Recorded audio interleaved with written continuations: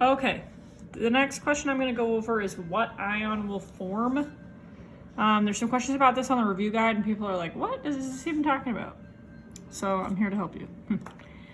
So you guys learned about electron configuration, right? For example, helium's electron configuration is 1s2. Carbon's electron configuration is 1s2, 2s2, 2p2. Neon's is 1s2, 2s2, 2p6, right? Because that's 2 plus 2 is 4 plus 6 is 10 total electrons. Neon has 10 electrons. Carbon has 6 total electrons. There's 2, 4, 6 electrons there. Helium has 2 electrons. There's 2 electrons right there. I'll try to make a video about that if you don't understand that. But the whole point of all this bonding stuff that we're doing, the reason why these atoms do what they do is because they're trying to get to this nice P6 ending, okay? So these guys right here on the periodic table, the noble gases, they have, I'll draw a structure of neon. So there's the nucleus, here's 1s, there's 2 electrons in 1s, and then here's 2s and p. He happens to have that full, there's 4 available spots, or there's 8 available spots there, so sorry.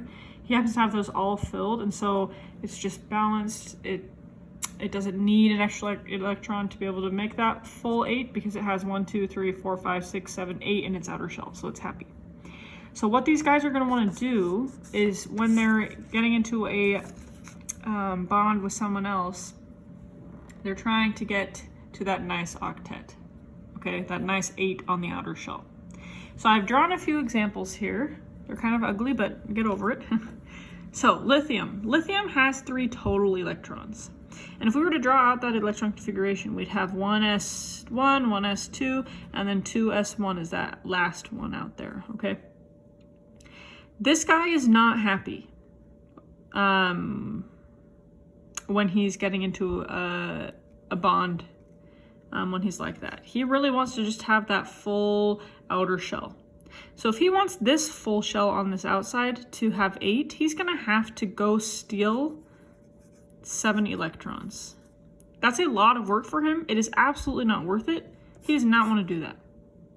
But it's really easy for him to just get rid of this electron right here, go give it to some nonmetal that wants it, and now look, this guy's empty, but the most recent shell is full because that beginning shell, the 1s2, that can only hold 2.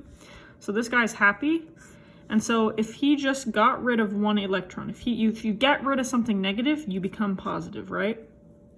So he became lithium 1+ because he got rid of 1 electron, and he is happy because now he's at helium's electron configuration and everybody wants to be like the noble gases, so he's chilling.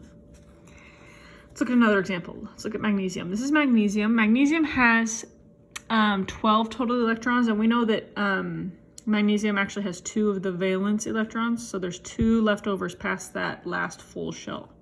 So his the energy level of 1 is full, the energy level of 2 is full, and then he has 2 extras in that 3. Again, he's not happy. He can either steal 6 electrons or give away 2. Way easier to give away 2. So what he's going to do is he's going to say, here, nonmetal, take this. And they're going to say, thanks. And now look at this. That outer shell is filled. And he's happy. And he actually has neon's electron configuration. And so if he got rid of 2 electrons, that really becomes 2+. Okay, see the pattern here? Okay, let's look at fluorine. Fluorine. Sorry, I made a mistake there. But fluorine has 9 electrons total, and we know that fluorine has 7 valence electrons because he's in column 7A. He's a halogen.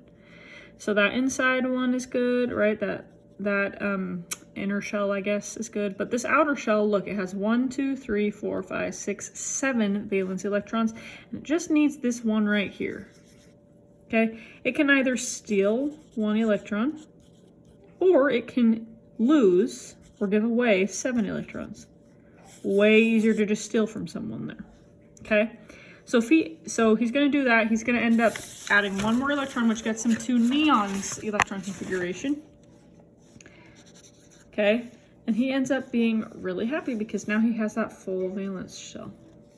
But we have to account for that electron, and so when you have one more electron than what your neutral atom is, if you add something negative to yourself, you're actually going to make yourself a little bit more negative. So he becomes F minus.